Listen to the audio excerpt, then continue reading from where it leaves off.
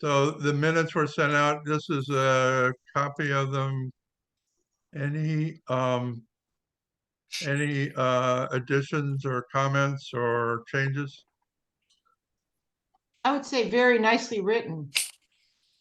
Yeah, Thank you. you. yeah. So they'll stand approved as sent. Thank you.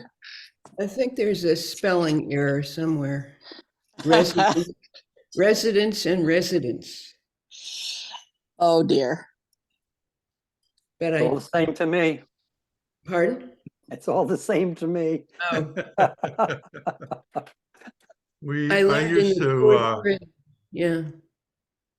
I used to be on a board that met at a hazardous waste site that was real close to me, and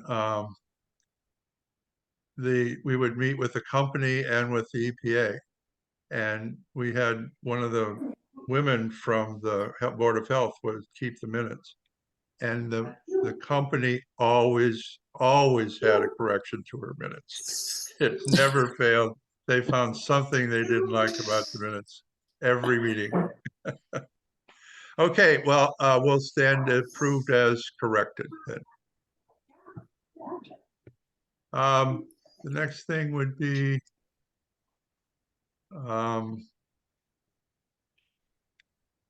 the documents from Lobeck. Well, one quick thing before that, and that is I looked at the analytics today. We have the same sort of issue we've had in the past. It's not a big deal, although I think I'm going to contact the website company again. 90% of our hits are from Singapore. It used to be Indonesia, now it's Singapore. Don't know why. It's a one-page hit, and it's doesn't seem to impact us in any way. But I just kind of would love to know why these people are hitting us. They're all on Android phones, so I don't know if that has anything to do with it or not. But that's what the analytics indicate. The number of users for us is up a little bit in January and February, which is not surprising. So the Lobeck documents, Roger got them from Lobeck, and we sent them out. I guess now what do we do? Well, I think we first give Roger the Good Citizen of the Week award Okay. for I'm for penetrating that. that fog. I mean, that was an ordeal. Well, I apologize for how long it took me to get there. Well, compared to what everybody else tried, Roger, that was in warp speed. Yeah. So, thank you. Well, Thank you. just between us, the young lady I spoke to was extremely cordial and helpful and said she would help me anytime that I wanted something, and indicated that she had sent those documents to the office last spring. Oh, that's interesting. Yeah. Because it's dated February 22. Right. Um, So where they were or who got them and didn't know what to do with them or printed them and scanned them to us, and that's just between us. Yeah, I don't think we got any of that. No, we didn't. and they never get posted, certainly. Right. No. So at least now they're searchable. Except for the signature pages. The issue will be they have to be put on a web page. They can't be a file. So you can't link, you can't put a link in there that says declaration of condominium and open up the file, because the search won't go, the search can't open a file. So it has to be on the page. And the biggest issue with putting it on the page is the formatting. Now they have changed the content editor. And so I'm hoping that perhaps it might keep the formatting. I'm not I'm not sure. Well, in the past, what happens is I dump a document onto a page and it's not formatted at all. So I have to go in and reformat it. And that's the only way we can make these documents searchable on the website, is to have them totally on a page of the website. So the one, at least one of the documents, I think it's the rules, are 31 pages. So it's going to be a very lot of pages, but it's the only way it's going to be searchable. Chris, is that declaration is the long one? I I believe. think both the declaration and the rules and regs are long ones. I'm just trying to open them now to look at them. As I recall, the documents is in a text format that's old, that used to come with Word or Right. in Word. Right. And that one they sent you in that RTF format. And that can be converted to a PDF easily. Yeah, but that's not what we need to do. Chris, can we back up just a little bit? Because Sure. I'm really confused about, I've been sending you stuff to post for years now. Yeah. And this is the first, a couple of meetings ago, is the first time this thing brought up about how cumbersome that system is. And I think we're confusing two things about searching. One is the ability to search the document once you have the document.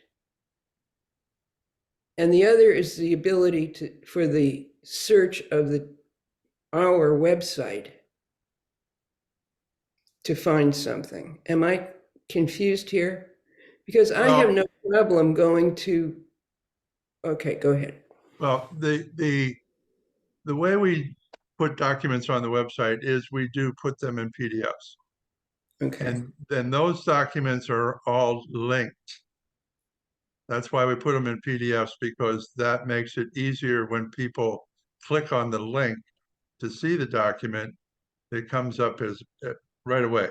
If you put a Word document in, it goes to another page and it's more cumbersome. So you want to have any file that is linked on the website as a PDF. And so 99% of the documents we have are PDFs. The issue with searching is that, again, the search engine on the website can't open a file. So it can't go into a PDF. So in order for it to be searchable, we have to basically put the document on a page as text. And so it should be in Word. I mean, I can take a Word document, I can copy it, paste it into a page. The problem is, at least in the old content editor, it would not format it. So all the formatting, all the indents, all even the boldness, all that goes away. So I have to go back in and redo it all. And I did it one time, I think, for one of the documents, and it just takes a long time. And then you do have to cut and paste the signatures, because that you can't put those in. So you have to cut and paste those. But it's doable, and particularly with these documents, these 3 documents, it's important to do that. But as far as the other documents that we would love to have searchable, to be quite honest, the only thing that's going to be searchable is their titles, because the titles are usually part of the link. So you can find, if you have something in there about hurricanes and it's in the link, then the search, I'm pretty sure the search will find that link, but you won't be able to search inside the document because it can't open it. the search can't open the document. Hmm. And that's not unusual. That's really the way most searches work. Well, let's suppose it's not searchable by the overall search of the website. Right. Then is it any problem to just put a PDF as is, to just post it in one move, or do you still have to do some page by page thing? Yeah, no, it still is going to take a PDF or any document, and you're going to just, if you're going to copy and paste it into a page where Yeah. it could be searchable, you're going to have to reformat it. Oh my gosh. Is this, have you been over that problem recently with the help? Probably, no, it's probably been last year sometime when I was playing around with that. This is amazing that, And again, they just changed the content editor, and I haven't really tried this with this change in the content editor. It looks different, and they have some. So maybe it's possible that pasting will actually keep the formatting. I mean, that's when you cut and paste with Word, it asks you when you paste whether you want to keep the original formatting or not, and you can designate that. But this doesn't do that. At least it did in the past. So we'll see. But I think it's a project that we need to work on, and I'm sure that we can get these documents in a searchable way. well, But for most of the other documents, probably not worth our time. and so what would you do with the other documents? Leave them as links. And again, maybe make a more descriptive title to the link, or make it a little more, maybe more information in the title, which could be searchable. Mhm. And that way people could find the document that they could then open by searching and saying, hurricane preparedness or something like that. Can we load our search engine to point to, can we dump lots of keywords into our search engine? Not that I'm aware of. Okay. I just wanted to make a couple comments about the declaration in RTF format. Okay, yeah, It can be easily put into a PDF. That's not an issue. right. But what this looked like to me as I just sort of scanned the text is that this was included well, let me back up. The existing declaration the scanned thing that we have on our website has the amendments glued onto the back, the Right. bottom. Right.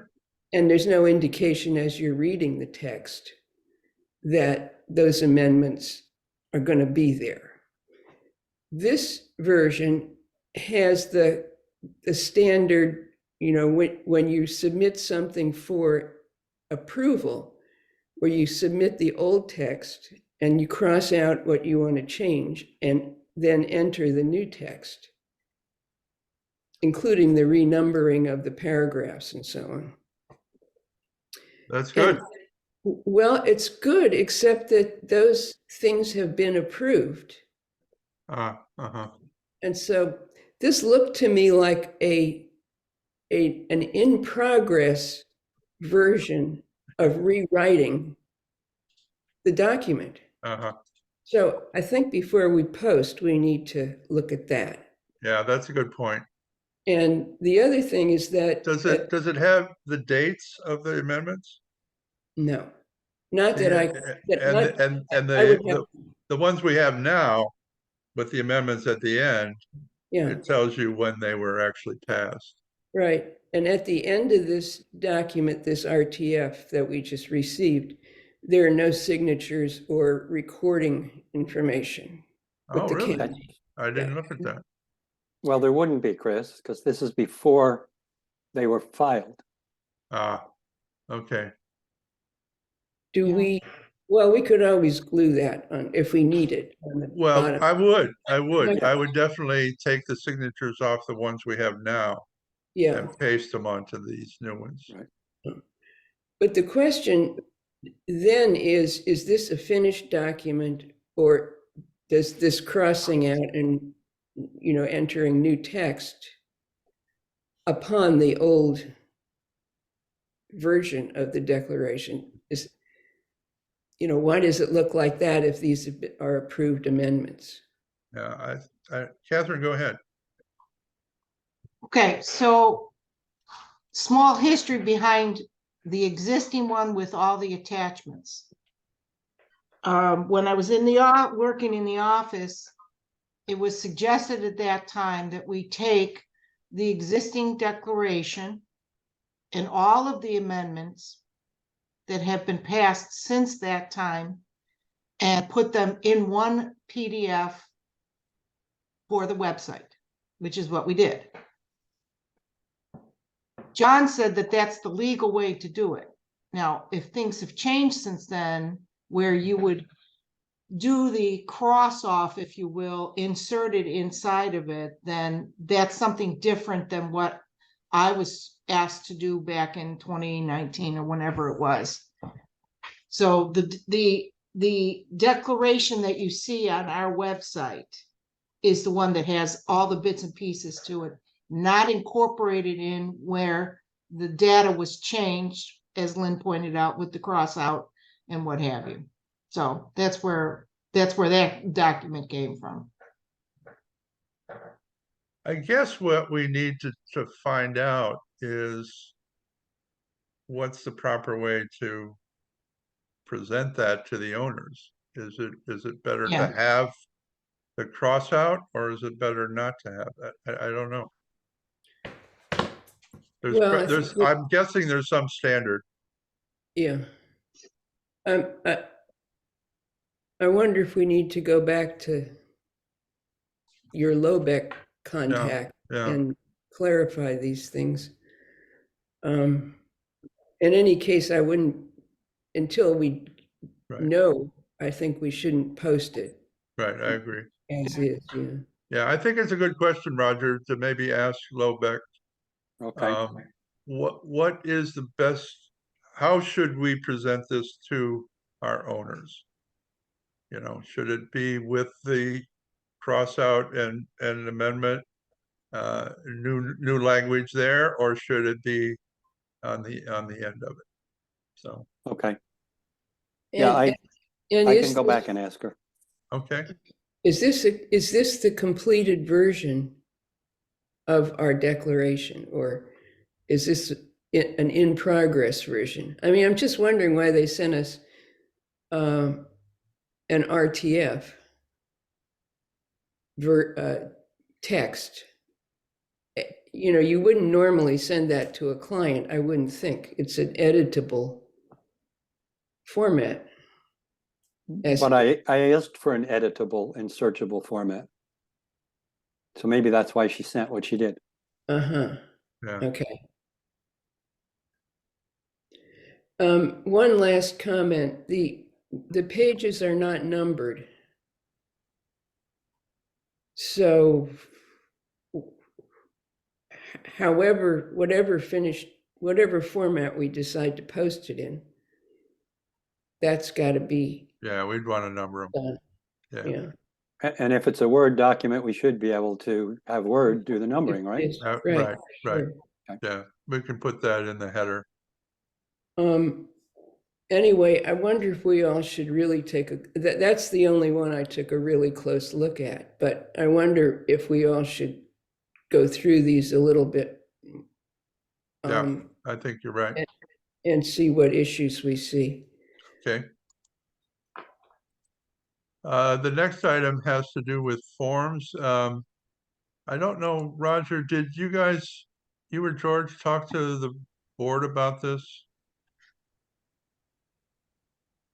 I don't think so, because I'm not sure what you're referring to. Yeah, when it's in the minutes from the last January meeting that we were going to have you check to make sure that we could basically alter the forms or edit them or whatever. Um, All the forms that are out there, you mean?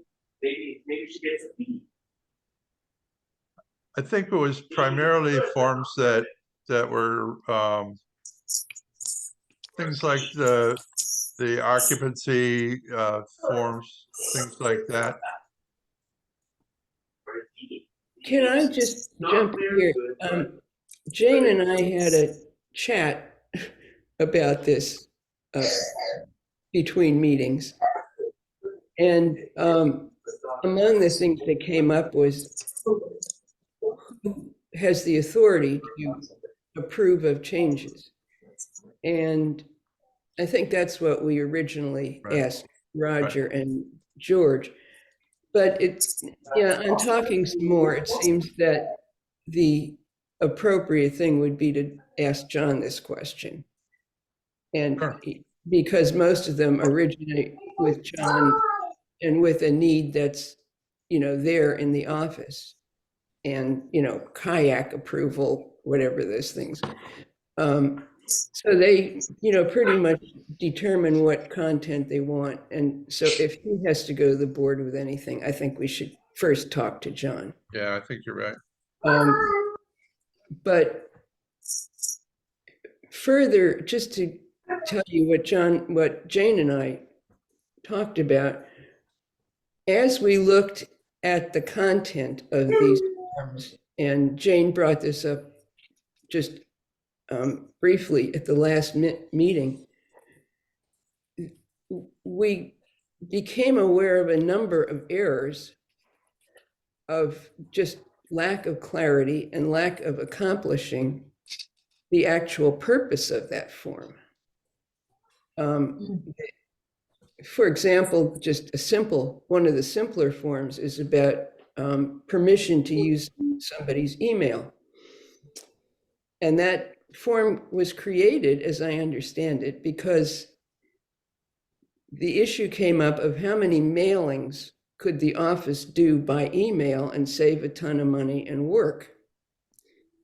The form that came out was some kind of murky thing about using your email to put in the residence directory. And then there was a sort of difficult to understand sentence about other mailings or something. Anyway, that's just to use an example of something that really needs editing before it gets subject to this question of making it fillable. So Jane and I, and also I think that contributed, the things that Catherine sent us to review, I think will have a number of problems simply because the original wasn't formatted properly with a proper word formatting template to begin with. It's a bunch of things pasted together and probably formatted by tab bar and space bar. So, Jane, we're getting quite a bit of feedback from your background noise. Okay, it's my kids. Sorry. Okay. Go ahead. anyway, so I'm just wondering whether we should take a pause in the fillable activity that Catherine has put a lot of time into and go back and try to rewrite all these forms. However, the question before all that is this the job of the IT committee? And, the more we get into it, the more time people spend on it. This question is in the back of my mind and Jane's mind. So that's one issue I think we should kind of sort out today. The other is that Jane's looked into making a fillable form starting with a Word template. And she's got something to say about that, but it turns out to be extremely time consuming and complicated. So, Jane. Yes. Fillable forms, they have to be created in Word in tables, or on a different software that I'm not familiar with, never even heard of. Using tables is not the first simplest thing to do, but that's only the first layer. Then there's the developer section, which you use to make the form, setting it up to be fillable. Once the form is created, lines, texts, text boxes, drop downs, the form is then brought into Acrobat Pro, according to what I've discovered. I mean, I don't even know if anybody has Acrobat Pro. And then certain parts are reformatted again because it's now in a PDF, and certain things don't come across because it's coming to a different software. Saved as a PDF again, and then could conceivably be moved to the website. But we'd also want a version that would be easily print outable for the non-tech people that we also service. Not everybody is comfortable filling out forms on a website. And my point is that these forms should really be absolutely perfect before they are created, finally in software fillable. Going back to make small changes is probably pretty convoluted. Now, this is just what I've learned from searching on the website and watching YouTube videos how to do it. It's not as straightforward as just making it fillable. I would tackle a project if I was 40 years younger, but I'm not. And maybe somebody else wants the job, but that's it. Well, Catherine, you have Acrobat Pro and I have Acrobat Pro. Yeah, And you can make a document fillable in Acrobat Pro without going through Word. correct. And that's what Catherine, I think, has been doing. Yeah. The process of doing it in Word and then in tables and then moving it over, that I wouldn't want to do that either. I had trouble. Roger pointed out that one of the documents that we have on the website is a listing of the maintenance fees, and I've tried for quite a long time to get the rows to line up, and they don't want to line. One of them doesn't want to line up, and it's a damn table. It's columns and stuff like that. So I understand the frustration with that kind of thing. Can I But say something? I don't. I mean, I guess one of the questions would be if we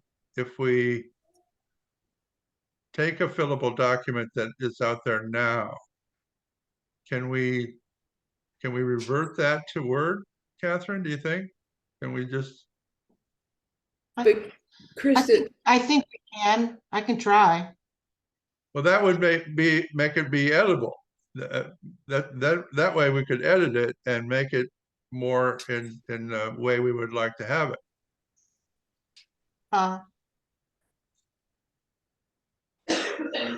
right, Catherine, do you think it would just be easier to retype it? yeah. Well, in the case of the application for occupancy, I would say yes. And the reason I say yes is because back on the 30th of January, they decided to switch background companies in the office because they Mhm. got a better fee. So I jerry-rigged our current application in Word because I have everything in Word. And then I save it into a writable PDF. And yeah, sometimes I have to go back and like put in spaces and make them a little evener, and fix them, but that's not as time consuming as retyping it. But I want to find out if John would, since he knows the legalities of the application, which is the biggest problem, the one that looks the worst, I think, is have him review it and see if it's even accurate anymore. Because I don't think anybody's looked at it in terms of content. Yeah, some of these forms are been around for quite a while. Yeah. Or Roger, were you invented wanted to at say some something? point. Yeah, I've recently been working with a contract for a new minister. And the document that the presbytery gave me was a PDF. And I can edit that PDF. There's blanks in the PDF. And I can open that up. And when I open it, there's a menu bar at the top. And I can click on the add text icon and go to that space and double click in that space. And it allows me to enter whatever I want in that space. And then click out of that space and it saves and then save the document. I don't know, I don't have anything special for PDF other than what's on my computer. I don't think I have Acrobat Pro, but this document allows me to take this PDF that they sent me and go inside of it where the blanks are and select add text, and it gives me a text box to type in. Yeah, that's not a normal, I Yeah. mean, that sounds like you have something more than just the old Acrobat. Because normally you can't do that with Acrobat Reader. So you must have something that is allowing you to do that. Okay, I'll have to try and figure out what's on my computer that's allowing me to do that. Because when I open it up, I've got this toolbar at the top Yeah, that's got all these yeah. things that I can do to that document. Yeah, that's a more advanced version of Acrobat normally. Okay, I'll have to try to figure out what I've got out here. And go ahead. I just want to stress again that my feeling is if I'm going to do any more work on these, we need to go way back, change the content. You know, I'm perfectly happy to make suggestions and go sit down in the office with John with my laptop and his desktop. We've done this many times before, go over things line by line. But I mean, we're talking about if it's as easy as typing 2 pages using a Word template, I can't see any way around correcting what's there, because that, in terms of formatting, is just a nightmare. And then we start to stumble over these problems of making the fillable entries and so on. So I just think all those forms need a careful look and a rewriting. They just need to start with the question of what does this form want to accomplish, throw out the text that's there and rewrite it. They're just terrible. Well, I think that we could certainly ask John if we could do that and go through some of these forms and see what we need to do to make them much more usable by our constituents. I think the occupancy form, by the way, there's 2 pieces of boilerplate, one at the beginning and one at the end that has to do with the company that approves, that does the Right. security check. Right. So those aren't things we have to concern ourselves with. It's It's the middle part with the questions that an applicant answers. So that's, do we get into this, or do we just, blow it off? I don't know.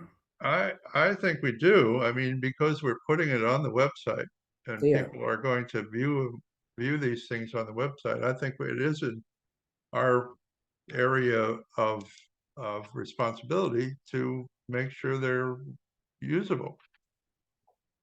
And so I think we probably need to come up with a list of which forms need to be looked at.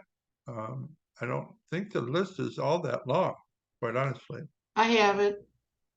Okay. I mean, I can send it again.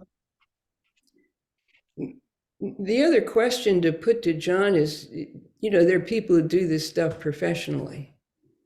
And would the association be willing to pay? I have no idea what this costs, but in any case, I think that the kind of complications that Jane's talking about, we shouldn't get into. It has to go to somebody else. But we can just ask John that, I guess I think we can do this without that much Okay. difficulty. Using Adobe, Yeah. using Acrobat. Or taking a Word document, making the Word document just the way we want it, Mhm. and then converting it to Adobe and making it fillable. Not using Word to make it fillable. Right, I get it. That's an extra step that I don't think we need to do. There's one other thing that I've looked at. I don't know if it's worth exploring or not. There is a feature in Adobe that would allow you to make it submittable, so that you could fill it out and then hit a button that says submit, and it would go to the office. I like that idea, but when I took a look at it, it's a little more complicated than I thought.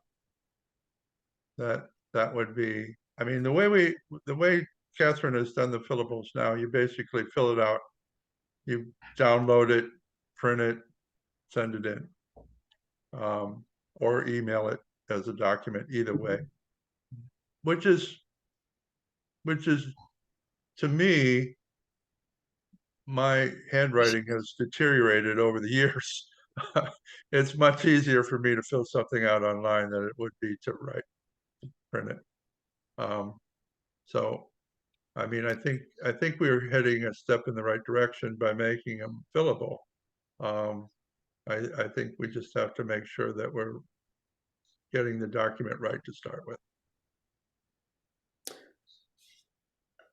I propose that we just do an experiment. Sure. Take an easy form, rewrite it, go to John to be, approved or added to. Yeah. And then we give it to Chris, or give it to Chris in Word. I mean, I can send you a Word document. And try it. Let Chris do the experimenting with the making it fillable. Catherine, you have not the full Acrobat Pro. You said you had a student version of it. No, I have the full one. Oh, you do? Okay. Well, Yeah. Catherine want to work on it. Yeah. But that means Chris and Catherine have to get together and. Yeah, no, I would definitely do that, and we could. Unfortunately, we live near each other. Yeah, I was going to have her husband bring me breakfast this morning. She looked like she had a good one. Yeah, I think we should try that, and we'll take a look at one of the documents and make sure that everybody gets to take a look at it to see that we can generate a nice, clean copy. If we can, let's move on. Mm-hmm. E-scrap day. I know we talked about, and it's in the minutes about having, suggesting that people could go to Best Buy, or to the county. I did contact E-scrap and I set up a date for me. And you guys are all welcome to bring your stuff over. It's gonna be March 6th. I asked for afternoon, but I checked a box that said I was flexible, so they then said it could be from 8 to 5 or 8 to 4 or something like that. But I said that in describing what I had, I said I may have some neighbors that bring some stuff over. And so I made it possible for any of you. And maybe I'll talk to some people in my cluster here, if they want to bring a computer or printer or something over, phones. It's going to be March 6th. That's a Monday, I believe. Chris, did you contact the company that? The same one you did. Yeah. What's it called? It's It wasn't exactly what I thought. well, I can look it up. Yeah, no, I had to search a little bit to make sure I had the right company when I looked for it. But then the page came up that you had, Mhm. and so I was able to, and you can fill it out online. I mean, I didn't call them or anything. I Yeah. simply said, I'd like you to come pick stuff up on a certain day. So, and they said, okay. Well, this is a good experiment in how chaotic it might be. Yeah. Okay. Good. Any of you think you might have something you want to recycle? Okay. I'm sure there's something in everybody's closet. I'll ask Judy if she wants to get rid of this box of telephones. Yeah, right. Roger's famous box of telephones. Yeah. Right? I think we have 3 Chromebooks. For some reason, Kathy, my wife, somehow manages to break them. I don't know how she does it. We might even still have an old PC. I'm not sure. Yeah, I know I have a desktop and a laptop, and printer, and many phones. So, And they'll take the whole thing and they'll do away with the hard drive and all Right, that kind of stuff, right. right? Right. Yep. Okay. Right. All right. I wrote the date down. Okay. The cloud storage for the office, we talked about at the last meeting, and we think it's important. I contacted Tom Kolosky, who is, what's he call his business? Toaster computer. Toast, yes, Toast Computers. That's it. Toasted computers. Yeah, and so I talked to Tom yesterday, as a matter of fact, and he says that the fact that, at least on John's computer, Microsoft 365 should be capable of saving things to the cloud. And the question is whether it's actually happening or not. And so I think we'll try to check with John. And Tom didn't know whether it was on Maggie's machine or not. You got to pay for 365. There's a monthly fee for that. So I'm not sure. So we in talking to Tom, he said we need to check to make sure that it's on both machines and that we're actually using it, because they should be able to store any document. And he says it actually, when you do it, it puts a little star or something next to that document to show that it's in the cloud. So I haven't used that feature. I have 365, and I should probably play around with it before I check with John. But at least that looks to me like we're already paying for that. The office is paying for that feature. So they might as well use that as a cloud storage. So it was worth a phone call to Tom. Chris, Yeah. how does the association permit access, or is it just from John's and Maggie's computer? I mean, it seems to me that we're not just talking about backup, we're talking about sort of being able to. That's a good, that's a very good, that's a good question. It's a security issue, obviously, and you don't want a lot of people to have access to that. And you want to make sure you know who has access to it. And again, I haven't looked at 365, so I'm not sure how how many people you can give access to. I mean, I'm sure you could probably give access to more than just the owner of that particular computer. And then how do you protect it? You know, how do you make sure that the person that has access has a password, and how do you check that password? How do you really, you have to be real careful with stuff like that. There are Russians out there that like to ransomware stuff, like to charge you ransom to get to your stuff. So I'll take a look at 365 and get a little more information about how that works. So Chris, that does bring up another whole question. Who does set up security and allow access to what in the office? Does John do that? Do you do that? Is there an outside company that does that? Who gives access to who? Yeah, I don't think we have anybody doing that.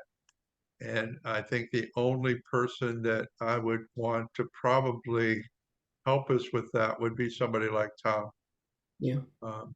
You know, he's. Yeah, because we should have some kind of an administrator. Now you set up the emails, right? Right. But that's it. And That's the only thing I have access. I mean, I have access to John's email. That's about it. And you have access to set up, to create and dissolve emails, right? Right, right. Okay, so if you're not available, who else can do it? Well, John could himself, and Maggie could. Okay. I think I don't know if I gave you permission in that area or not, Catherine. I might have. So it's administrators of the website that have access to that. Okay. But all the other systems that are used in the office, who's controlling access to those? We as far as I know, nobody. Okay. And so we need to, I mean, I know that I think the computers have log-on passwords. I'm thinking. I'm hoping. Yeah. Most systems do. I know they're using Windows 11. And I know I have to have a PIN number to get into mine every morning. So I'm assuming they have to have something like that. But whether I don't know what security systems they have. I have actually disabled my security system recently because it was taking up 90% of my resources. So I've got to put it back together and figure out why it was taking up so much of my resources, because I didn't want it. I was sure that before the meeting on Monday it would crash if I didn't disable the securities. So well, it's not, you know, I put my business continuity hat back on from my last 20 years of work, and what happens if something happens to John? Who can get into those systems, or who can restart them, or who can reassign them? So it's, you know, it's an issue. I think that as an IT team, if that's what our responsibility is, it's something we might need to think about. Yes, I think you're absolutely right. My wife is worried if something happens to me, how does she find anything?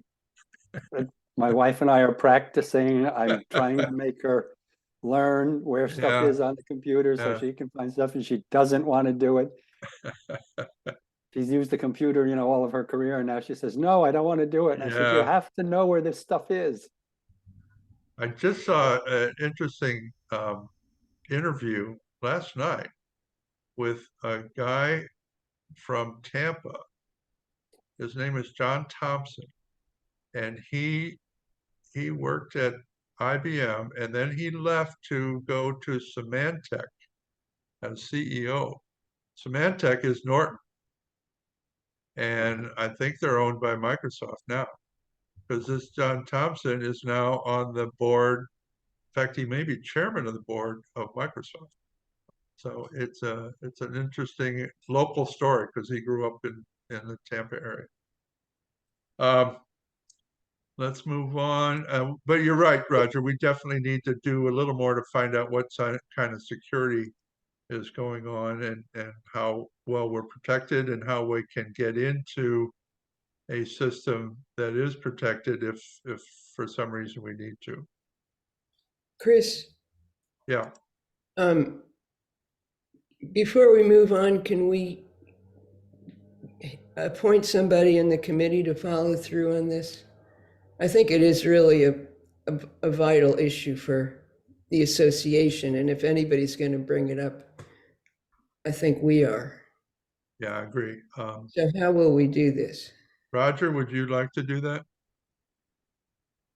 Yeah, I can reach out to John. I got a pretty good relationship with him. I can go and sit in his office and chat with him, and he knows what my background was. So yeah, I'll do that.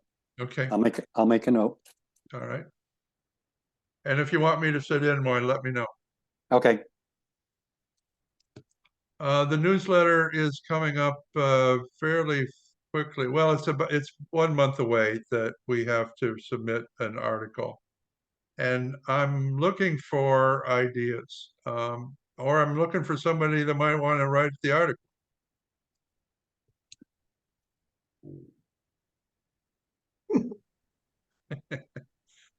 Don't all speak at once. If you noticed over the past, I don't know how many newsletters, we've tried to bring out things that we thought people might be interested in the website. I know we've done some of the documents that are in the residence area. We've done the classifieds. We've mentioned that. We've done pet directory. We've tried to mention a number of things, and we put links in the article that would lead people to those areas. And so it's probably, I don't know whether we go back and start over again with some of the things that people might be interested in. I'm looking for ideas. I think one of the things you should include in the article, Chris, is the classes that you want to throw Right. out there for people to learn about how to use the website.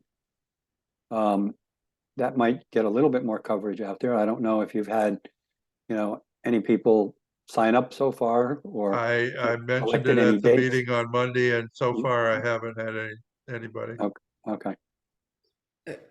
I think that's a great idea, and I think maybe the whole article ought to be about it. I think there's a kind of, people are timid or they think this is not something they can master, and I would say you can do this, you can do that, you can find out this, you can find out that, without calling the office or Yeah. whatever. I think we could also Zoom it, and that way people wouldn't have to, come to the office or Right. or feel uncomfortable about bringing computers and stuff. Or They- and we could do it in the office and Zoom it from the office. And they could be invited to, they could learn how to Zoom, because Right. That was something that actually Marv Howard mentioned to me. He said, you should maybe run a class on Zoom, on how to Zoom. Mhm. And so, And the Yeah. etiquette of keeping yourself muted. yeah, there's some things about Zoom that people, actually it worked out pretty well on Monday, because I just muted everybody. So, Including yourself. fortunately, I turned that off. And So, people- yeah, no, I would, yeah, I'll start something on that and run it by everybody before it's time for it to be submitted.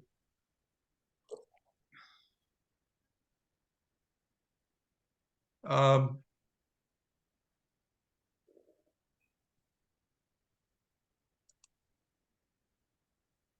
the contracts and bids.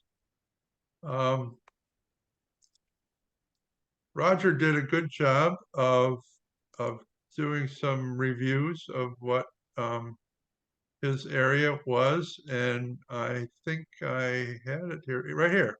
Here's what Roger came up with. And so he took a look at the homepage, and he mentioned this problem with one of the lists not being aligned, and I haven't figured out how to do that yet. But one of the things is that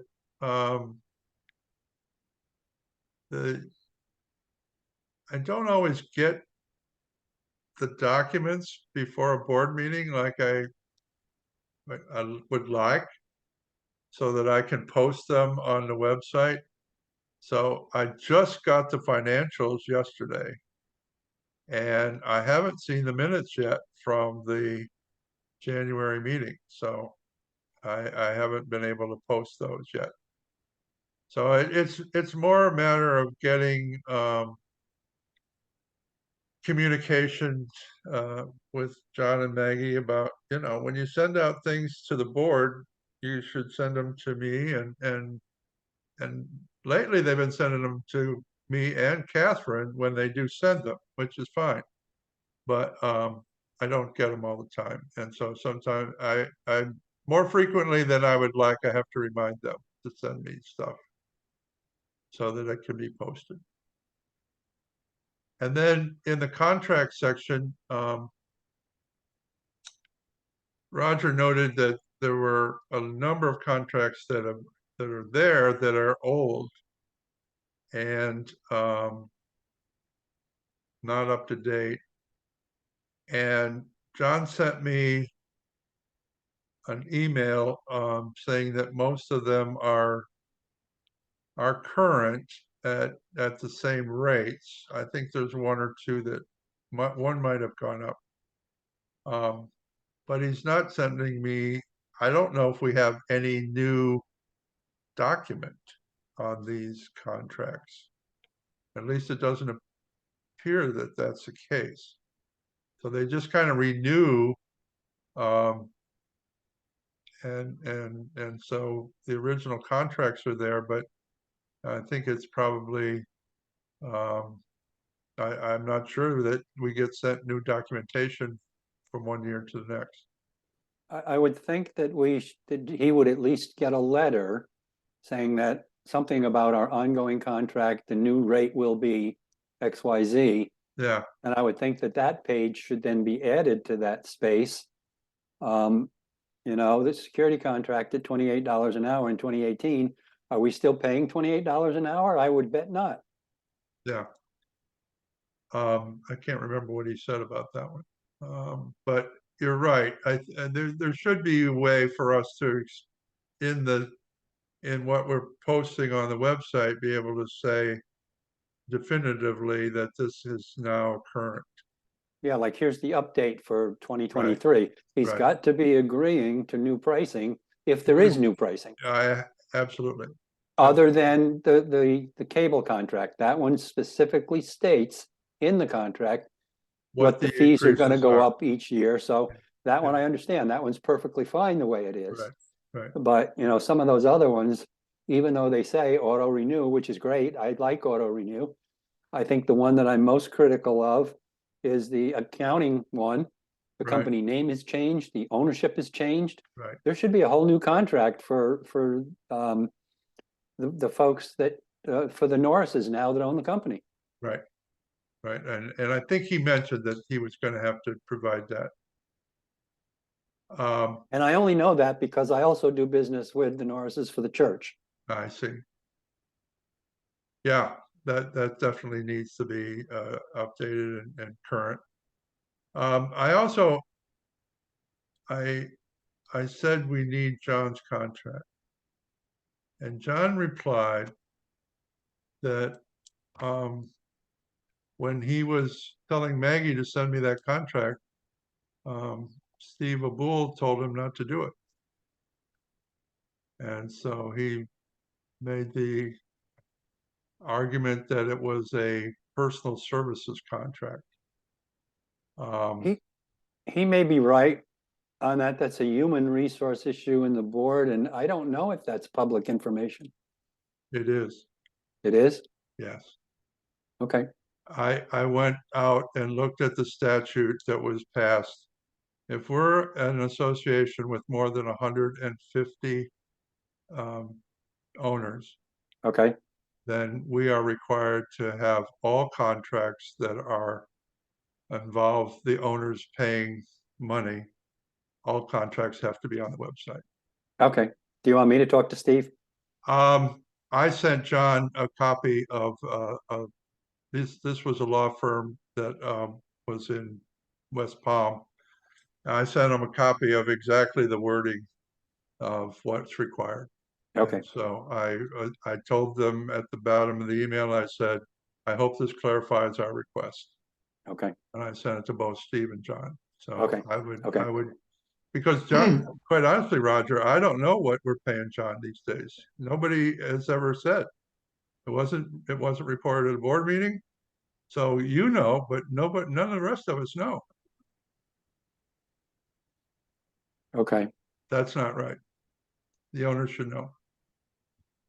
I know, I did hear, I think Steve said, or somebody said, well, you can go to the office and ask to see it. Well, that's not good for the people that live in Denmark. And we True. have owners there.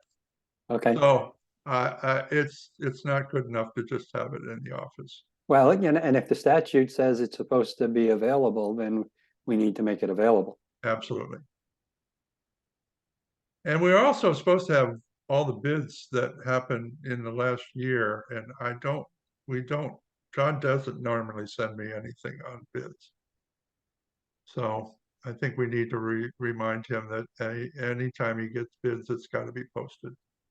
And do we have to post the multiple bids or just the one we accept?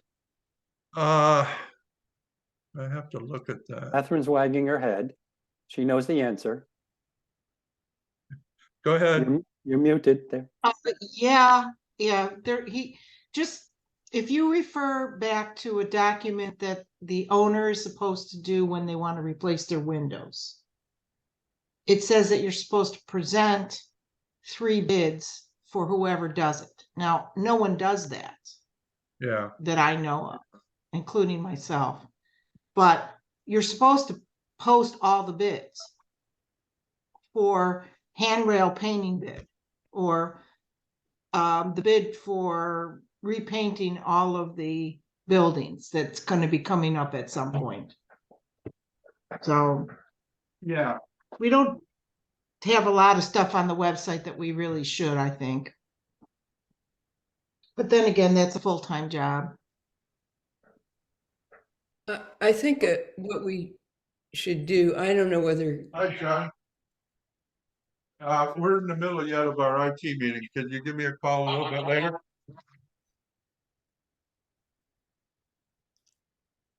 Sure. Okay. I think that, Chris, what you quoted as being required for the website, we can also copy directly from the statute, which Right. is all online. Right. But I think we need to adhere to that carefully, because the statute, which demands that an association of a certain size must have a website, it only has 4 or 5 specific things that it requires. Right.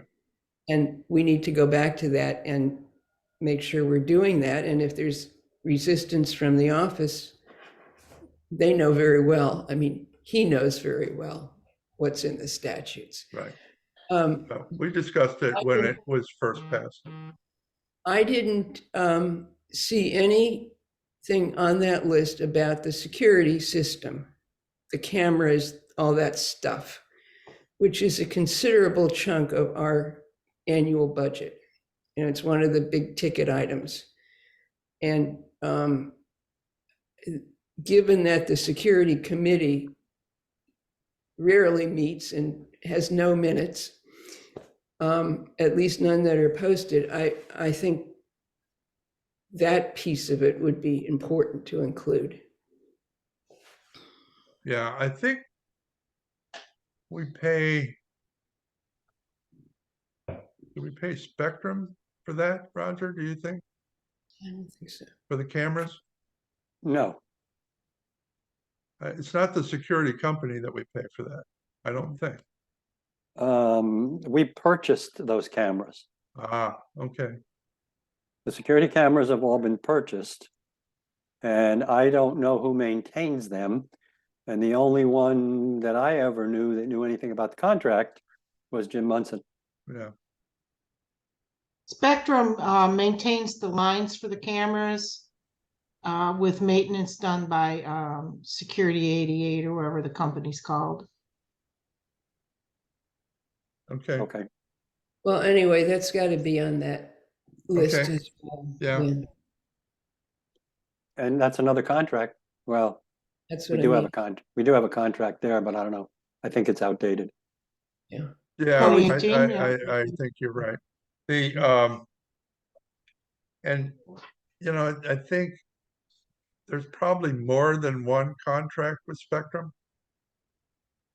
I think the contract that we talk about for the whole association is one, but I think there's got to be a contract for the office that's different. I'm pretty sure. I didn't think that was included in the overall contract. I don't think so. Yeah, I don't think so either. Interesting question. Yeah. Yeah, I think it's a business contract with them rather than a big association contract. And in that business contract, it might include the lines to the cameras. I'm not sure. Could be. Yeah, so we'll have to ask them for that.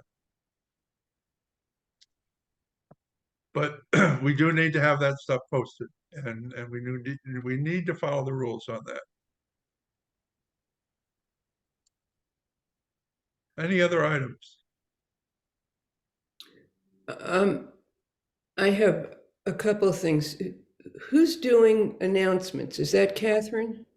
No, it's pretty much me. You, okay. I just want to thank you for the enormous improvement in conveying information. So, I mean, it's a sea change and I appreciate it. Thank you. The other thing I think I mentioned to you, Chris, was that we often post minutes of meetings that refer to something being on file in the office. John normally writes his what do they call, director's comments or? Yeah. And refers to on file in the office. And I think that additional information we need to put with our posting of the comments. Right. One of Or the any other ones is that Jeff Yeah, has a report for the landscape committees, and I've asked them, you know, give me that report so that I can post that when we post the meeting. And that seems to take a long time to get. I'm Chris, not you're sure. too nice. Yeah, I think we're about 2 months behind on that report. It's a good report. I mean, it gives you some good information, but we need to see that. Was He it hands ever, a handout out. was it ever posted? I have posted some in the past, yeah, when I get one. Okay. Go ahead, Jane. I was looking at the real estate listings in here recently, and I was caught by drone pictures. Wasn't there a rule years back that there were supposed to be no drone pictures? And if so, what happened to that rule? Just a question. I think it's still in effect. It's just that nobody really tells the realtors that. Okay. Um, Well, the listing for number 442 Palm Tree has some lovely drone pictures. If anybody wants to look at this blatant disregard for the rules. And the other thing that I came across when I was just perusing the website was the Covenant Committee head Alfredo Nunez. They've moved and they have sold. Did they? Well, they're Well, pending. I didn't They're realize they sold. pending. They're pending. Okay. Well, I knew they were for sale, and so yeah, we'll have to change that. Yeah. Although I don't remember the Covenant Committee ever meeting. Actually, it came up one day just in conversation. Apparently, they've met once. Is that right? That's Alfredo's take on it in all the years Okay. that he's been the head. One meeting I'm over gonna dog walking. I'm gonna miss them. They really Yeah. they were very, very nice neighbors. Yes. Me too. Yeah. Me too. So on the minutes issue, I don't pay 'em- I have to admit, I don't pay as much attention to them as I should. They will sometimes send me a minutes from a meeting, a committee meeting. And sometimes he's asking Maggie to post those. And sometimes that happens and sometimes it doesn't. But we need to do a better job of getting the minutes from each committee. And they're usually coming from John. John's usually the one keeping the building committee, the landscape committee. I'm assuming Tammy must do the pool committee. But we need to do more to make sure that those minutes get posted. And we'll mention that. Sometimes it's well, again, sometimes you have to wait for the following month if you're not going to post them until they're approved. Right. I still don't agree with that, but that's personal. Okay, any other items? Chris, would you like me to share John's contact information with this committee? I think it's appropriate. I don't have a copy of the current one. I have a copy of the draft that Steve and I worked on. And I know that it was approved and the new contract was signed in January or in December to start January. And it's a 3-year contract with an annual salary of $100,000 plus $100 a month for his cell phone and $700 a month for his health insurance. Thanks, Roger. Wow. I think that The contract's about 8 pages long uh-huh. and it was all updated and properly signed in, I think it was signed in December, might have been signed in January, but it was to start January 1st for 3 years. Yeah, and in the past, I remember the board at a board meeting, those numbers and duration were announced to the owners. So I'm a little disappointed that the board hasn't made that information public at a meeting. I guess maybe I thought that they did, but I don't recall. So, Yeah, no, I haven't. but I haven't that's what heard it that. is. Yeah, well, I appreciate that. His previous contract, the previous 3 years was 90,000. Okay.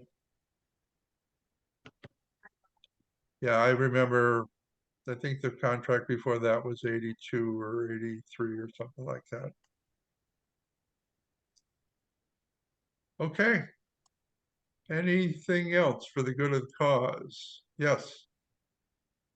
I emailed everybody a list of all of the forms that we have currently on our website that are writable or printable to be written, along with a zip file of said forms, just in case.